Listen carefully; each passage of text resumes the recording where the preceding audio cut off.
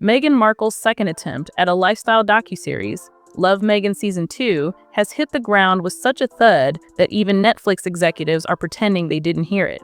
After the lukewarm reception to the first season, you'd think Meghan and her team would take a step back, reevaluate, maybe adjust the strategy. But no. Instead, they barreled ahead, releasing a follow-up that feels like a stale afterthought, as if no one even listened to the criticism. The result? A second season that's not only failed to turn things around, but somehow managed to make everything worse. Instead of learning from past mistakes, the show doubles down on them, presenting an experience that feels outdated, over-edited, and embarrassingly out of touch with what audiences expect today. This isn't a fresh chapter, it's a reheated leftover one that nobody asked for. Instead of giving each project room to breathe, Meghan made the questionable choice to drop 3 major events all at once. On the same day, we got the new Love Meghan episodes, a fresh batch of her as-ever products, and a high-profile Bloomberg interview. At first glance, it might seem like a savvy move to keep the buzz going, but the reality is far from it. The theory floating around: Meghan and her team flooded the news cycle to drown out the inevitable backlash. By bombarding the media with so much at once, they hope to dilute the negative attention surrounding the show. But here's the thing, people aren't stupid, they saw right through it. The reviews came in thick and fast, and they were brutal. The preview alone told the whole story, an absurdly high dislike ratio of 91%, paired with thousands of sarcastic comments. It painted a clear picture of how the public felt. The likes were barely scratching the surface compared to the wave of dislikes and critical feedback. Still, the show was marketed as something audiences had been eagerly waiting for. Netflix attempted to portray it as a highly anticipated return, but the reality was that there was little genuine enthusiasm. It's like trying to sell leftover birthday cake as a gourmet dessert. It's just not landing. The editing of Love Meghan Season 2 is a complete mess, and it's impossible to ignore. The trailer alone screamed chaos with its aggressive cuts and jarring transitions, making it look more like a patchwork quilt of awkward pauses and clipped phrases than a polished production. It's almost as if the producers were scrambling to salvage something, anything, from the raw footage. The edits were so aggressively spliced together that it felt like every scene was rushed, with voiceovers awkwardly slapped over moments that didn't need them. The pacing was all over the place, with cuts that felt more like jump scares than smooth transitions. The real kicker: they filmed the entire season in one go, back in the summer of 2024, both parts, all at once. Instead of the classic approach of filming, releasing, gathering feedback, and then evolving, Meghan treated this like a bulk content drop. No reshoots, no adjustments, just stale footage sitting on a hard drive for over a year, waiting to be released. And you can tell. The aesthetic choices, the way the conversations unfold, even the smallest details, all feel outdated, like they've been frozen in time. There's no freshness here, no evolution. It's a show desperately trying to convince viewers that it's something it never was. One of the biggest letdowns of Love Meghan Season 2 is the glaring lack of authenticity. The show presents itself as an intimate look into Meghan's life, but everything about it feels forced. From the tone of the conversations to the setting, it's clear that this isn't a genuine peek behind the curtain. It's a staged performance. The dialogue often feels scripted, the chemistry with the guests is stiff, and the entire atmosphere seems manufactured. Meghan herself comes across more like an actor playing a role than someone living the life she's trying to portray. Then there's the guest list, which raises even more questions. Instead of featuring names that would draw genuine curiosity or connection, the show pulls in a mix of people who barely register with the average viewer. A makeup artist, a childhood friend, and a handful of industry insiders. None of these names scream must-see TV. While Meghan may have envisioned these appearances as personal and relatable, they come off as an attempt to reach into her contact list and hope for the best. But let's be real, these aren't household names. They're filler guests in a production that desperately needed star power to make it interesting. And then there's Chrissy Teigen, who, let's face it, feels like a strange addition to this supposedly wholesome series. For someone who has branded herself and Harry as champions of online safety and anti-bullying, having Chrissy on the show is a bizarre choice. Teigen's past behavior, which led to major backlash and lost brand deals, makes her presence here feel more than just ironic. It feels hypocritical. It's hard to preach about kindness and inclusion when you're giving a platform to someone known for stirring up drama and controversy. This choice smacks of desperation. Desperation for clout, for relevance, for attention. The show, at its core, is trying so hard to be everything, but in doing so, it fails to be anything truly meaningful.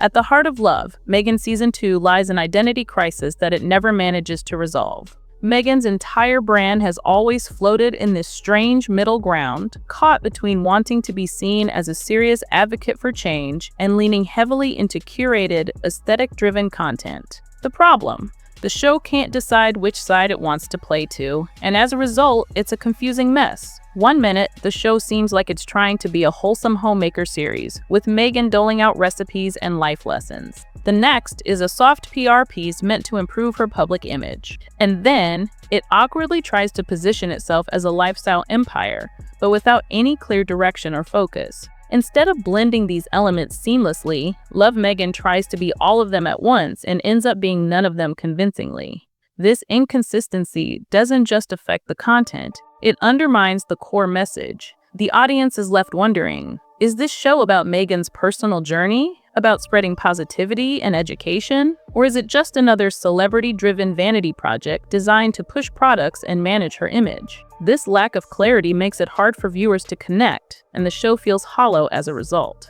The forced balance between these competing interests feels like it's trying to be everything to everyone, and in doing so, it ends up alienating anyone who might have actually cared. The pacing in Love, Meghan, Season 2, is another major flaw, and it's not hard to see why. The episodes drag, with each segment feeling more like a checklist than a natural conversation. There's a rhythm to the dialogue that's too perfect, too rehearsed. Every exchange seems to hit invisible beats, as if someone was behind the scenes whispering, "Now, pause for effect," or "Now, insert a meaningful line." Meghan, despite her best efforts, isn't a natural host. Her delivery lacks the warmth and spontaneity that great hosts bring to the table. Instead, she feels like someone trying to play the part, not someone who's genuinely living the role. When she talks about food or life lessons, arguably the core of the show, there's a noticeable disconnect.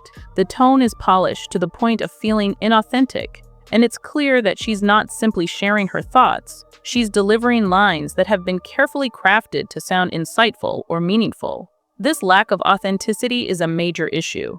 In a show that's meant to feel personal, the audience can't shake the sense that Meghan is just performing for the camera. There's no spontaneity, no sense of genuine connection to the people or experiences she's presenting.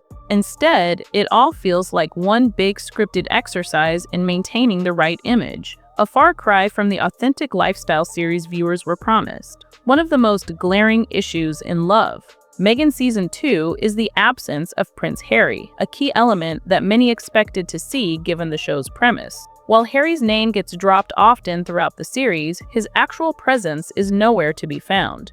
And it's not just about him being physically absent, it's about the disconnect this creates. The show promises a glimpse into their shared life, a slice of home. But when half of the household is missing, it feels disjointed. Harry's absence isn't just a minor detail. It significantly impacts the vibe of the show. It's like buying a couple's cookbook and discovering only one of them ever steps foot in the kitchen. The tension here is palpable. Meghan's solo presence only emphasizes the lack of personal connection, and the show suffers for it. The charm that might come from their dynamic as a couple is lost. The interactions Meghan has with her guests feel flat, and there's no real spark to carry the series. Without Harry in the picture, the show feels like it's missing an integral part of its identity. Viewers aren't just tuning in to see Meghan, they're expecting to see the life she's built with Harry, the story of their family, and their shared journey. But when that element is missing, the whole narrative crumbles. The chemistry between them, which could have been a driving force in the show, is nowhere to be found, leaving the audience feeling like they're watching a series that's pretending to be something it's not. The grand release of Love Meghan Season 2 was supposed to be more than just another celebrity docuseries. It was marketed as a cultural event. The hype around it suggested that this would be the moment Meghan would solidify herself as a lifestyle icon, setting the stage for major relevance and influence. But the reality couldn't be further from the truth. When the product line launched, the shelves didn't empty in a frenzy, they sat there, quietly gathering dust. The episodes came and went, with no wave of excitement following them. Even the hype that Netflix tried to create around the release fizzled out. Rather than the buzz building into something substantial, it was more of a deflated balloon. The numbers don't lie, there was no groundswell of genuine interest. Meghan had mistaken viral curiosity for real consumer demand. People weren't rushing to buy into the brand. They were simply tuning in to critique, to observe the latest spectacle, and once again, that critique dominated the conversation. Even the new product launches, like her As Ever collection, failed to create the kind of excitement one might expect from a high-profile celebrity launch. The show's inability to generate any real cultural momentum or even interest undermines everything it was supposed to represent. This wasn't the cultural reset that was promised. Instead, it was a quiet release into an indifferent marketplace. And when a show designed to be a major event fails to even stir the pot, it's a clear sign that the magic Meghan was hoping to capture just isn't there. The marketing behind Love, Meghan, Season 2 was an exercise in misjudgment. Meghan's team tried to create the illusion of momentum, pushing the narrative that there was overwhelming interest in her products, her show, and her brand. But the reality quickly shattered that illusion. Despite the glossy PR spin, people weren't buying into the narrative. Instead of the anticipated frenzy, the launch felt more like a slow fizzle. The products didn't sell out, the episodes didn't generate significant buzz, and the overall response was tepid at best. Meghan's attempt to hype up her As Ever collection, claiming massive inventory scaling due to high demand, only highlighted a glaring misstep. The truth was, people weren't eager to buy what she was selling. They were merely curious to watch and critique. It was as though Meghan mistook fleeting viral curiosity for genuine consumer interest. The sales figures didn't back up the hype. Rather than a successful product launch, it felt more like a marketing blunder that only reinforced the disconnect between what Meghan thought was popular and what the public was actually interested in. Take the wine rollout, for example. They celebrated selling 10,000 bottles in a single day.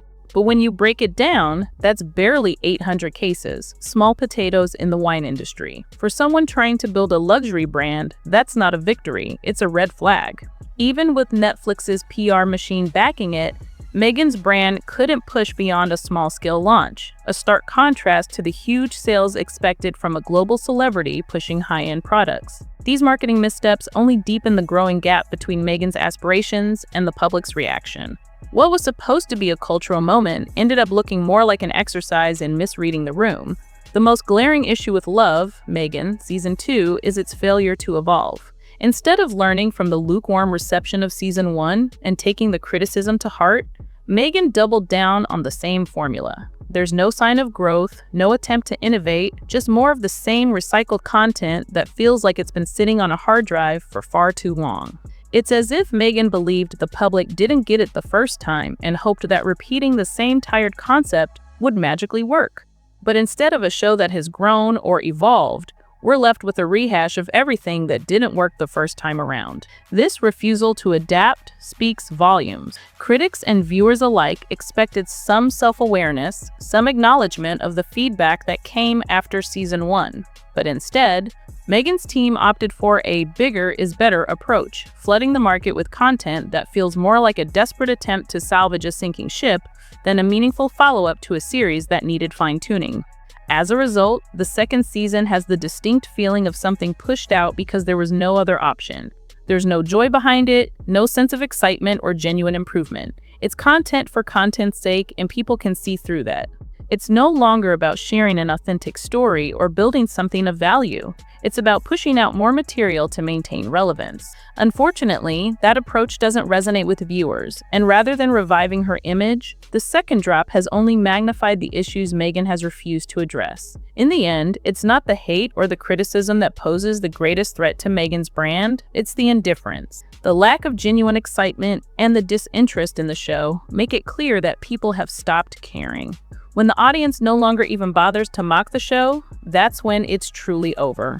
Meghan's attempt to revive her image through this series has only highlighted the issues she refuses to confront, and the silence following this latest release speaks volumes. Instead of sparking a cultural conversation, Love, Meghan, Season 2 feels like a forced content drop with no real soul behind it. Meghan might have hoped that her relentless push for relevance would pay off, but at this point, it's clear the public isn't buying it anymore. She may be closer to the edge of irrelevance than she realizes.